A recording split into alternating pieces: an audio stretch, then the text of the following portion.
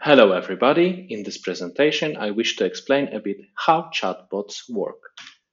The outline of this presentation is as follows. Initially, we'll try to answer the question, what are RAGs and what is so revolutionary about them? Then we'll dive deep into each component of them, starting with document retrieval, then followed by prompting, and finally text generation. After that, we'll go over current problems with chatbots like hallucinations and why they happen. Later, we'll go over possible steps of optimizing them, and finally over pros and cons of different deployment strategies. So let's start. The most important part from this presentation is to understand the paradigm shift which happened with popularization of retrieval augmented generation chatbots.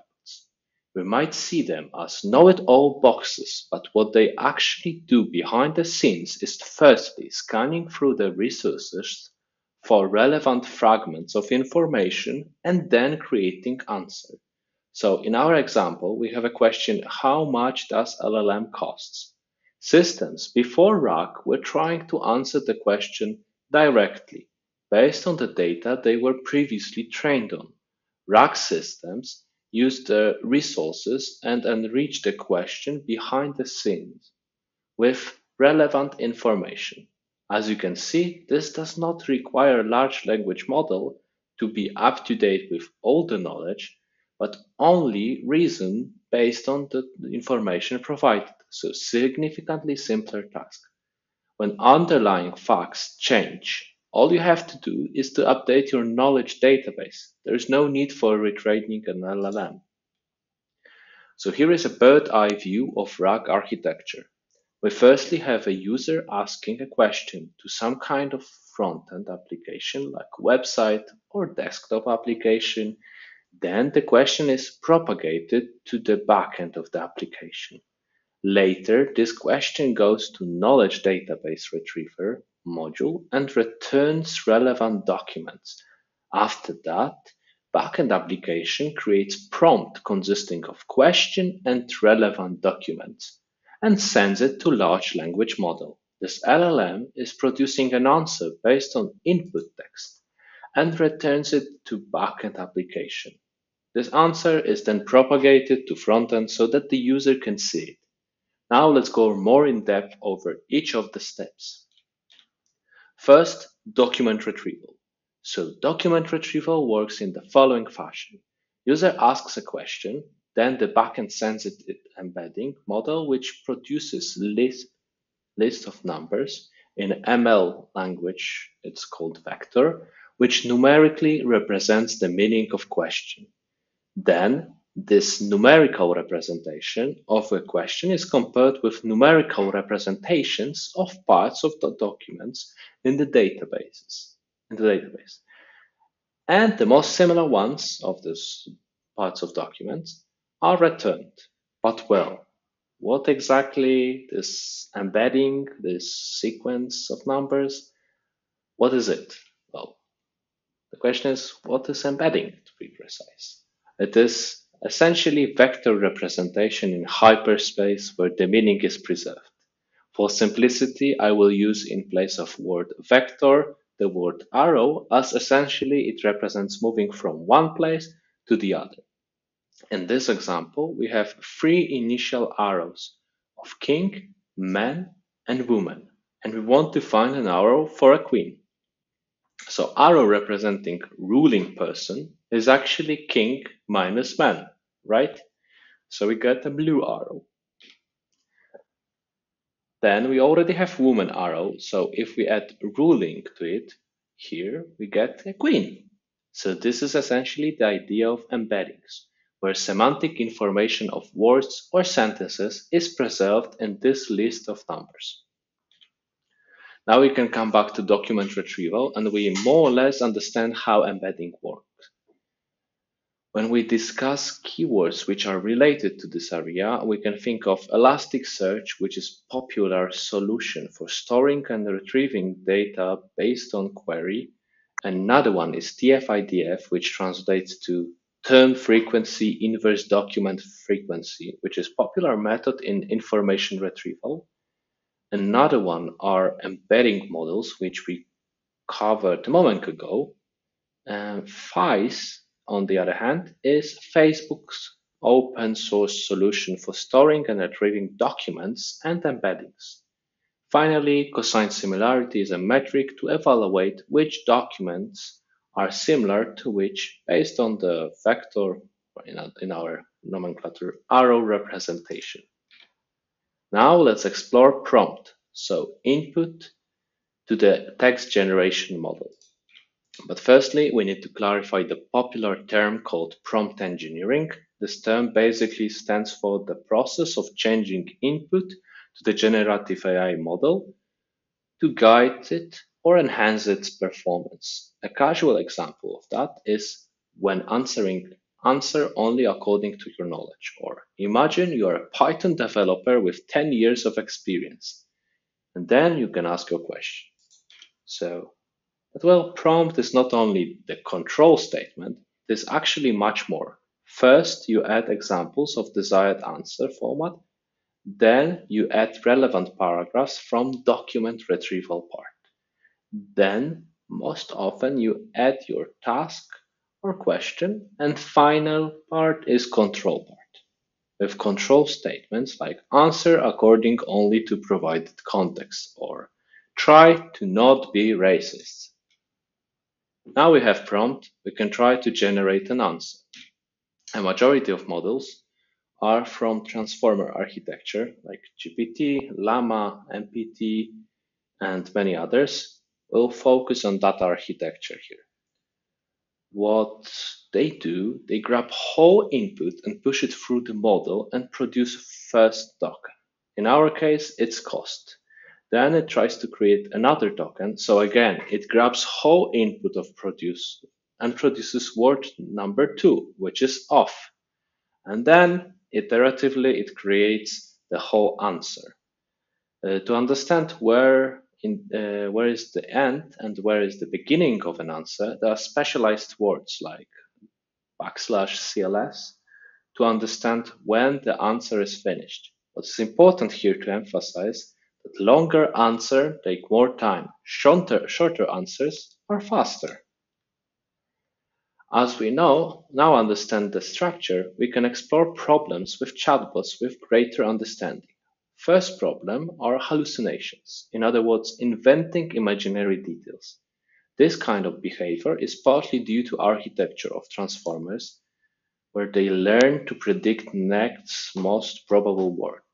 Another reason is mostly lack of clear context to answer the question or to properly reason on context retrieved.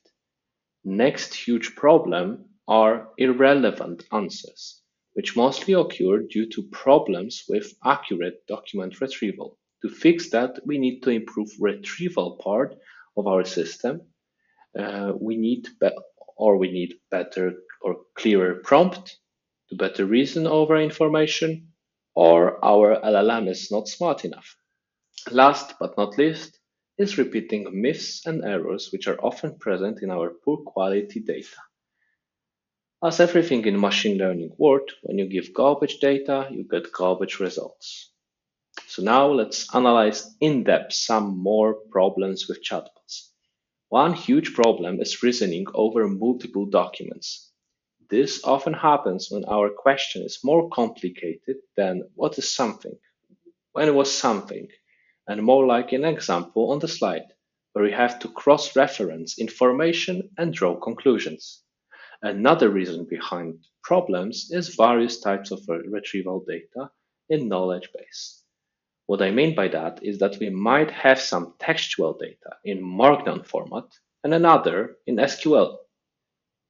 To work with such a multiple format for each of them, we need good parser with properly set parameters for each and every of them.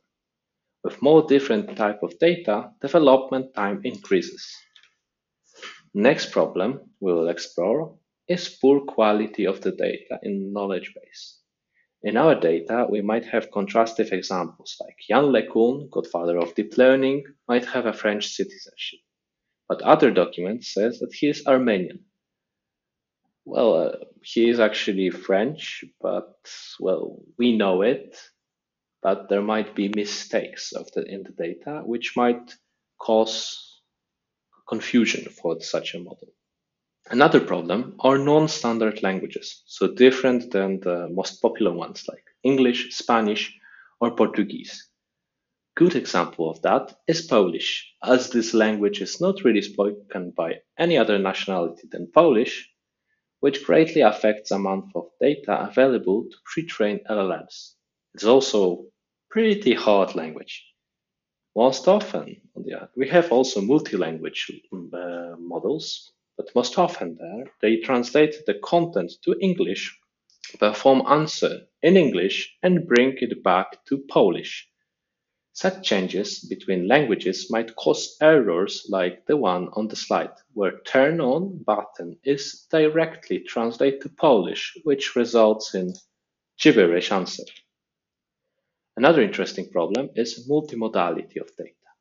This might be tables or charts in PDFs, which are very hard to reason about. In the example on the slide, this is part from one of our in-house projects where we were trying to reason over Scala software library documentation and assist the user of that library. As you can imagine, it was challenging problem as part of the text was in human understandable text, while other was partly code. For each of these parts, it would be more reasonable to use specialized LLM for each of the part, the corresponding ones. So the text for the text specialized LLM, and for the code specialized LLM. It is very challenging to have an LLM which works well across everything. Last but not least is problem of too long context. This might happen when we have very long documents or a lot of them and we are only focused on the very small part of it. In this example, we can clearly see that at the beginning it's very important information for an answer, which is that the user is vegan. So proposing him any meal based on meat would be a huge mistake by the chatbot. Now let's explore path of optimizing chatbots. First step is mostly prompt engineering, as it is fast and cheap way to improve a system. Then it is often good way to expand a bit the context of information provided to the LLM, as it might be possible that we are missing some important information. Another opportunity is also to improve retrieval system, as then would be easier for LLM to reason on meaningful data. Later, more expensive solution is to perform model fine-tuning. To do so, we need significant computing resources and often specialized data, which is very hard to get. As a next step is basically trying to actually optimize each of these parts. So we covered prompt engineering, we covered document retrieval, so we should also cover LLM fine-tuning. Most often, when designing the chatbot, you would use some foundation model like GPT, Llama 3 is currently the most popular, or Mistral. And these models are pre-trained on large collection of data from internet like Common Crawl or Wikipedia.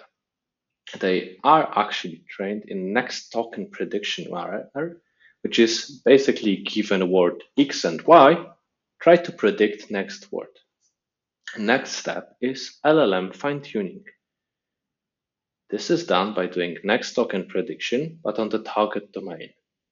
In our in-house project, that was a software library documentation.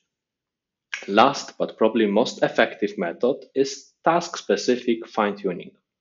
For that purpose, you have specialized dataset with questions and answers for your domain, and you try to teach general purpose LLM to better answer questions from your domain. As you can imagine, you don't really get the specialized datasets, so you most often have to create it, which is time and resource consuming. Another method recently becoming more popular are LLM agents. This is a concept of instead of having one LLM instance doing text generation, you are trying to build a group of them performing simpler tasks. In the example on the slide, we have an end-to-end self-correcting agent system which enriches casual RAG, so components in the white, by adding LLM agents, components in blue. It works as follows. For a given question, we retrieve most relevant documents. Then agent instance is grading documents on its relevance to the question. After that, we are checking if documents are relevant, and if not, we enrich the retrieval with a web search. Based on that, we use text generation model to create candidate answer. For this candidate answer, another agent instance is checking if the answer is not hallucinating, so if it's related to the documents provided. After that, the next step is by another agent instance evaluating whether the candidate answer actually answers the question. If everything goes well, the answer is propagated to the user.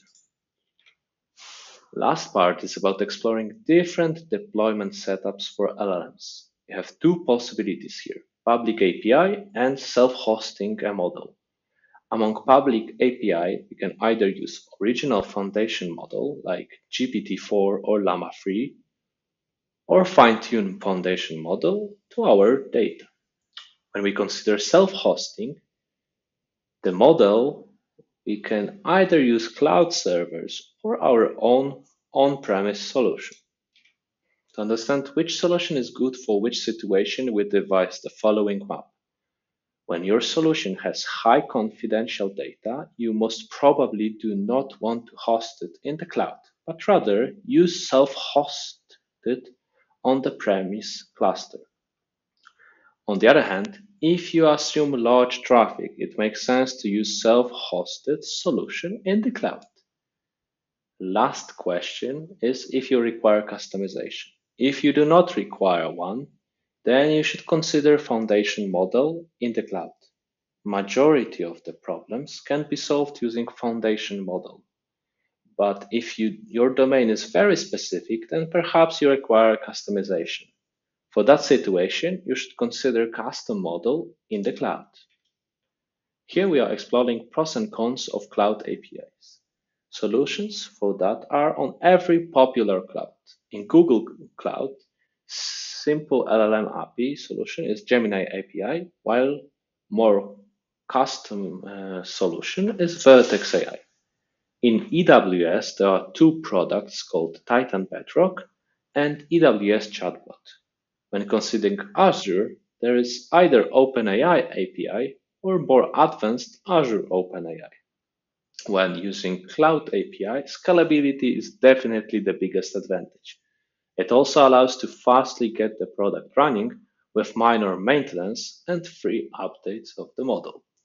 As this solution is quite popular, you also might find support of community to either detect errors but also in fixing them seamlessly. The disadvantages are definitely that there are low possibilities of customization. Privacy of highly confidential data is another problem. In a larger scale, it makes more sense to self-host the solution as the cost might be tremendous when using API. Additionally, API services might be slower than specialized for your task software. When considering pros and cons of self-hosted solutions, we definitely can fully customize pipelines and perform model fine-tuning, which was not the case in cloud APIs. We also have larger control over privacy as we are not sending it to some service somewhere, but to our machine. In long term, with high traffic, they seem to be a cheaper and faster option. What is worth remarking are the significant costs of development with custom solutions. Additionally, with lower traffic, they might not be really affordable. As a custom solution, maintenance is required while not having much of community support, as by definition you are a sole owner of the solution. So with that, this is the end of the presentation. But if you are interested in joining Chatbot Revolution, do not hesitate to contact SoftwareMill via contact form on softwaremill.com or QR code on the slide. Thank you very much for your attention.